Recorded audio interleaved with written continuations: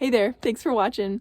In this video, I'm going to talk about how I live on a low income in a very high cost of living area in a relatively small space with a child, because I'm also a mom.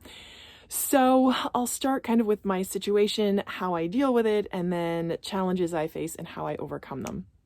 So I work remotely and my salary is modest because I was living in the suburbs at the time and my income was fine for where I was living. It was still kind of on the lower end as far as what my skills are worth in the marketplace, but I was fine because it was work from home, it was remote, and it was very flexible.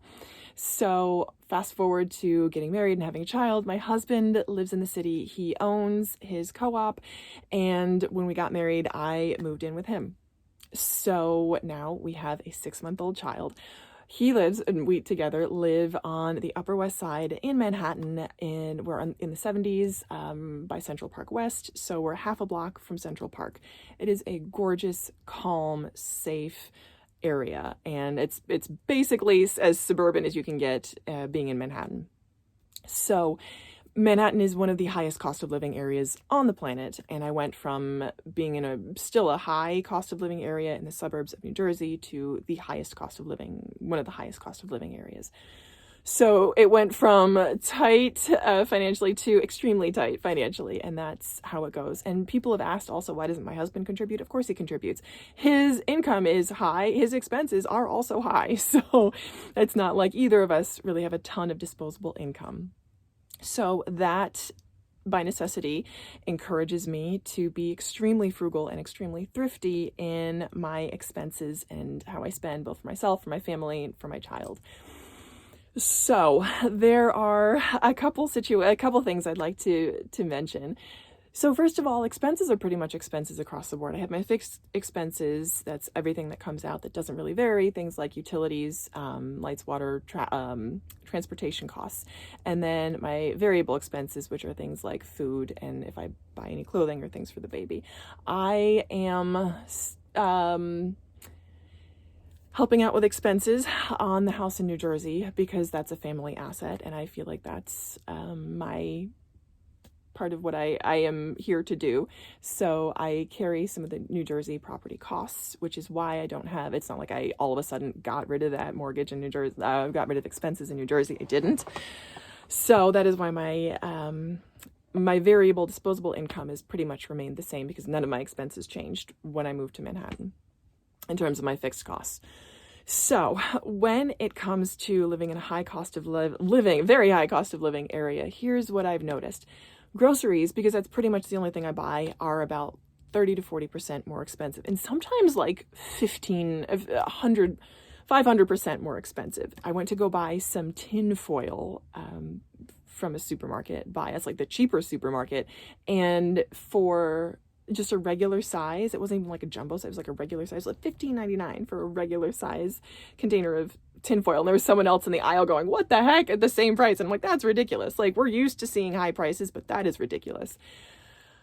Things on staples, things like produce and meat, aren't that much different, and especially if you buy on sale, which is what I do. So to back up into my day-to-day, how I deal with it, I feel like there are your four walls and there are things that you can control, and those pretty much haven't really changed as far as my day-to-day expenses. I still buy the same things. Groceries are more expensive, but other than groceries and transportation, food and groceries, including food and food out, I don't really buy that much at all. So that's kind of the first thing, is I am laser focused on my expenses right now.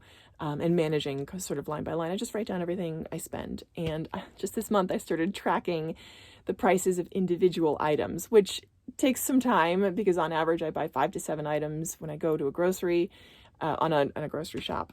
And then I'm just tracking the prices. For example, a container of hummus, it's $2 to $3.99, and at one store it was cheaper. It was $2.99 instead of $3.99, and I was like, oh, that's a great deal. But then I got it home and I compared the two containers because I bought the $3.99 one earlier, and the $3.99 one was about 40% cheaper. The $3.99 one did not have the price per unit, though, which is something else that I look at quite closely because I'm very dialed in on the prices for groceries. So that's kind of how I manage on the day-to-day, is I just don't buy anything other than food. That's thing number one, and I'm very, very ruthless with myself on needs, essentials versus wants, and pretty much everything aside from food is a want. So that's how I deal with that. The second thing, so that's kind of on the day-to-day, and I know my budget numbers down to the penny.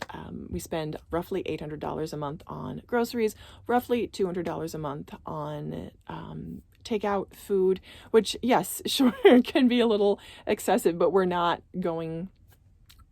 I have a 6-month-old and we both work full time, so it's not like we are living extravagantly, but there's some times when takeout is just the option that makes the most sense for both of us. So that's how I manage kind of on the day-to-day. When it comes to, I guess, pressures living in the city, there are two, especially living in the city as a mom, there are two different sort of areas that I deal with. There's the pressure to buy things, which I am almost impervious to, like on a probably unhealthy element. Like I could probably spend a little bit more to upgrade, so we're not looking like we're, say, homeless. We don't look that way. So, and that is probably not as big of an issue. The other pressure challenge is that challenge to give your kid experiences. Granted, my child is 6 months old at this point. There's not a ton to think about. However, there have been times when I already feel like I'm behind the 8 ball. Like I wasn't on a daycare waiting list when the baby was born. I thought I'd take it day by day. That was a mistake because some daycares have like 6-month long waiting lists. This is just for daycare. This is for like infant care. We're not even talking preschool. That's a whole other issue. But that's thing number one, is the pressure to give your child all these wonderful experiences, which I feel, but I'm able to moderate because the baby's 6 months old. And then starting from that, I know it's only going to get steeper because at this point, yes, some of the expenses we had were a little on the pricey side. The stroller, we had this new bassinet, hated it, sold it for exactly what we paid. But there are some other items that when the baby was born, I made decisions to go cost versus, high spend versus low spend. And in some cases regret. The stroller I bought was a cheaper version. The more expensive one cost 3 times as much. I use that stroller a couple times a day. And I wish that I had had the more expensive version. Neither here nor there. But that's one thing that I kind of notice is that this is encouraging me to be very cost conscious.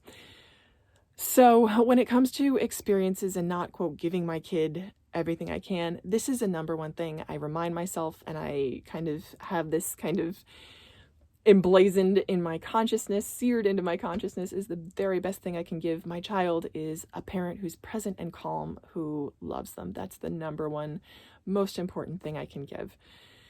And I just have to slow down anytime I think, oh, I'm not doing this. I'm not putting them in swim lessons. There's no Mandarin lessons, anything like that. I think the most important gift is a parent that loves them, that is healthy, that is calm, that is sane, that is able to do and interact with them in a wholehearted, fully present way. So that's how I deal with that.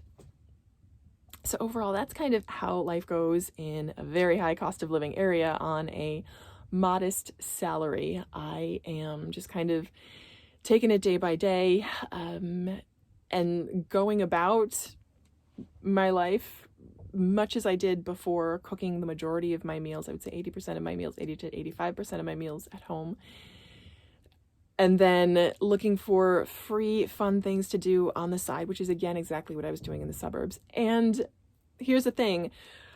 There's only so much you can cut. My goal right now is to increase my salary. That's overall my number one goal, because if I can maintain this frugal living as I increase my salary, then any difference will go straight into savings. And that's the priority right now, is saving and investing overall.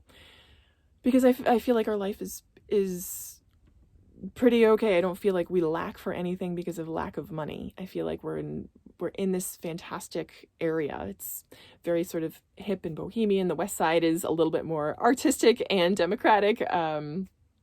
The East Side is very sort of old money and a little bit more straight-laced. But again, that doesn't really affect my day-to-day at all. It's just kind of something more I notice as I walk down the street, which I try to do every day. We try to go to Central Park every single day. We're in this area. I try to enjoy it. So that's how it goes on the day-to-day in this very high cost of living area. If you have any specific questions, I'd love to answer them. Let me know. Let me know how you deal with your day-to-day expenses and your cost of living in the area that you live. I hope you're doing well, and thank you for watching. As always, I hope you'll keep watching. Bye.